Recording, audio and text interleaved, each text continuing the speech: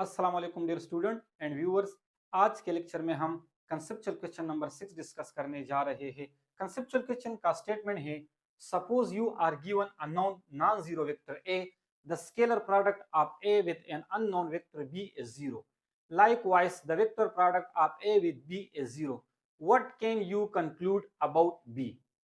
Statement का मतलब ये है कि हमारे पास एक ए वेक्टर है जो कि नाउन है, इन उसके बारे में स्टेटमेंट में बताया गया है कि ए वेक्टर हमारे पास नॉन जीरो के बराबर है। अब इस ए वेक्टर का अगर दूसरे वेक्टर के साथ जिसका नाम बी है जो कि अननोन है, जब उसके साथ हम स्केलर प्रोडक्ट लेते हैं तो इससे हमें जीरो मिलता है।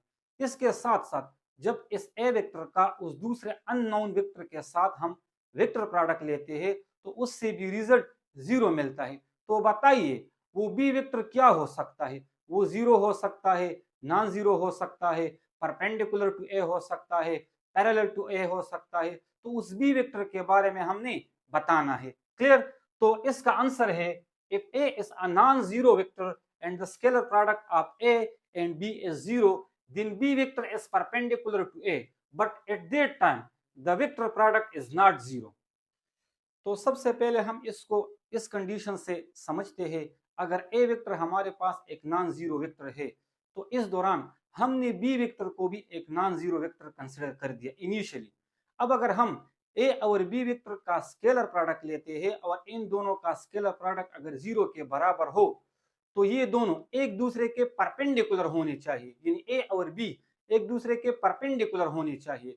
लेकिन इस दौरान जब हम वेक्टर प्रोडक्ट को देखते हैं, यानी जब ए और बी वेक्टर एक दूसरे के परपेंडिकुलर हो तो वेक्टर प्रोडक्ट हमारे पास जीरो के बराबर नहीं हो सकता। तो इसका मतलब ये हुआ कि ये जो कंडीशन है ये हमारे पास फेल है। इन अगर बी वेक्टर को हम नॉन जीरो वेक्टर कंसिडर करें और अगर बी वेक्टर ए के परपेंडिकुलर हो तो स्केलर प्रोडक्ट तो जीरो हो सकता है लेकिन वेक्टर प्रोडक्ट जीरो नहीं हो सकता। क्लियर? क्योंकि हमें मालूम है जो स्केलर प्रोडक्ट है ए और बी का वो किसके बराबर होता है? A B cos theta. Clear? अब अगर हमने ए और बी को, ए तो नॉन जीरो है, हमने बी को भी नॉन जीरो कंसिडर कर दिया है।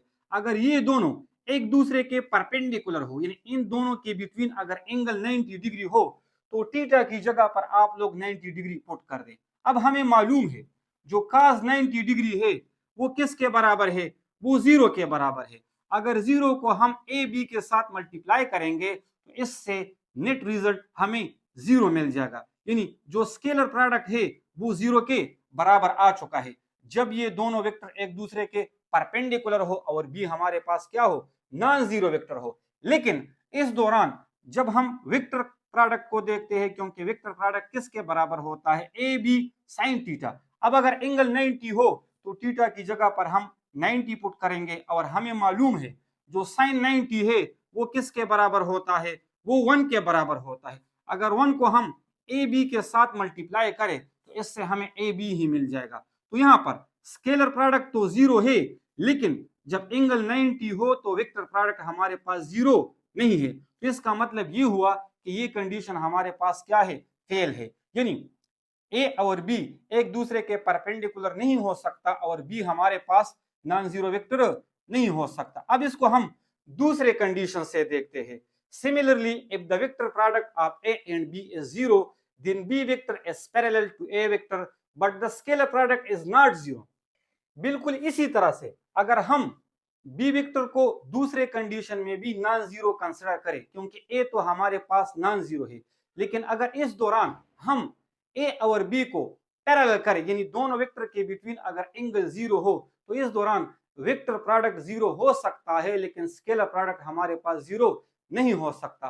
तो फिर से ये कंडीशन भी हमारे पास फेल हो चुका है, क्योंकि हमें मालूम है जो वेक्टर प्रोडक्ट है वो किसके बराबर होता है? A B sine theta. अब अगर ये दोनों वेक्टर एक दूसरे के पैरेलल हो, चाहे एंटी पैरेलल हो चाहे पैरेलल हो, दोनों के लिए कंडीशन सेम है। अगर पैरेलल हो तो इस दौरान इन दोनों वेक्टर के बिटवीन जो एंगल होगा वो जीरो होगा। तो थीटा की जगह पर हमने जीरो वैल्यू पुट की। अब हमें मालूम है जो साइन जीरो है वो जीरो के बराबर होता है। अब अगर जीरो को हम ए बी के साथ मल्टीप्लाई करेंगे तो इससे हमें क्या मिल जाएगा? जीरो। तो इसका मतलब ये हुआ कि जो वेक्टर प्रोडक्ट है वो जीरो के बराबर आ चुका है। अगर ये दोनों वेक्टर एक दूसरे के पैरेलल हो। तो एक कंडीशन तो सेटिस्फाई कर रहा है, लेकिन अगर हम इस दौरान जब ये दोनों वेक्टर एक दूसरे के पैरेलल हो और अगर बी को हमने नॉन जीरो कंसिडर किया हो, तो जब हम स्केलर प्रोडक्ट को देखते हैं जो कि बराबर होता है ए बी कास थीटा के, यहाँ पर एंगल क्या होगा, जीरो।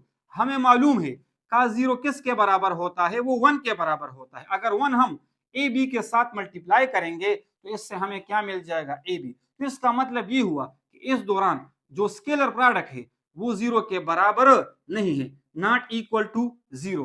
तो इस दौरान हमने ये देखा जब पैरेलल था तो वेक्टर प्रोडक्ट तो जीरो है, लेकिन स्केलर प्रोडक्ट हमारे पास जीरो नहीं है। उम्मीद करता हूं कि यहां तक आप लोग समझ चुके होंगे। अब क्या होना चाहिए, बी के बारे में हम क्या बता सकते हैं कि अब बी हमारे पास किस तरह का वेक्टर है। तो एक पॉसिबिलिटी हमारे पास रह चुकी है, वो क्या है, the only possibility is that B is a zero vector null vector which satisfies both condition.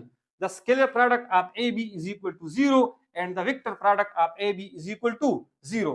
तो इसका मतलब ये है कि अगर B को हम जीरो वेक्टर कंसिडर करें या नल वेक्टर कंसिडर करें, तो इस दौरान अगर हम A और B का स्केलर प्रोडक्ट ले या वेक्टर प्रोडक्ट ले, तो दोनों कंडीशन में हमारे पास जो रिजल्ट आ सकता है वो जीरो आ सकता है। तो इसका मतलब ये हुआ कि ये जो B वेक्टर है जिसके बारे में हमसे पूछ रहा है कि ये जो बी वेक्टर है ये हमारे पास किस तरह का वेक्टर हो सकता है, ये एक नल वेक्टर हो सकता है, ये एक जीरो वेक्टर हो सकता है। इस दौरान दोनों प्रोडक्ट हमारे पास जीरो हो सकते हैं। उम्मीद करता हूं कि आप इस कंसेप्चुअल क्वेश्चन को समझ चुके होंगे। बी वेक्टर जीरो का मतलब ये है कि अगर हम बी को जीरो कंसिडर करें और इसका ए वेक्टर के साथ अगर स्केलर प्रोडक्ट लेंगे, तो अगर बी जीरो हो और जीरो को हम ए वेक्टर के साथ मल्टीप्लाई करेंगे तो इससे हमें रिजल्ट क्या मिलेगा, जीरो मिलेगा। बिल्कुल इसी तरह से अगर बी हमारे पास एक जीरो वेक्टर हो और जीरो को हम एक नॉन जीरो वेक्टर के साथ ए के साथ मल्टीप्लाई करेंगे तो इससे भी हमें रिजल्ट जीरो मिलेगा। तो इसका मतलब ये हुआ कि अगर बी हमारे पास नल वेक्टर हो या जीरो वेक्टर हो और इसको हम एक नॉन जीरो वेक्टर ए के साथ मल्टीप्लाई करेंगे तो तब scalar product and vector product दोनों जीरो हो सकते हैं।